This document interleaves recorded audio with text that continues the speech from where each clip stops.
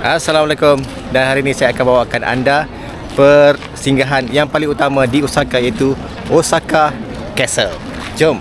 Selamat datang ke Osaka Castle, permata sejarah yang menjadi kebanggaan Jepun sejak lebih 400 tahun lalu. Selepas turun dari teksi, perjalanan ke pintu masuk mengambil masa lebih kurang 11 minit. Tapi jika anda tak nak jalan, boleh naik bas ini dengan 3,000 yen ataupun berbasikal. Di pintu masuk anda akan jumpa telaga bersih ini, dan sudah pasti drone tak boleh masuk.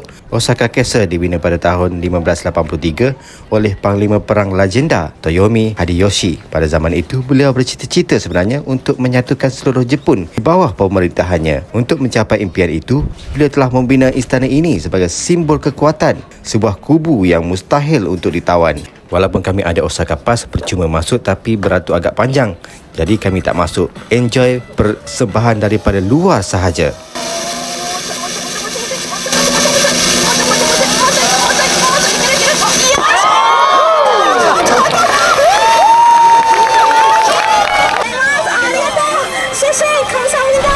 Okey, terima kasih menonton. Jom kita next trip. Jangan lupa untuk follow Ilham Fly Studio. Assalamualaikum.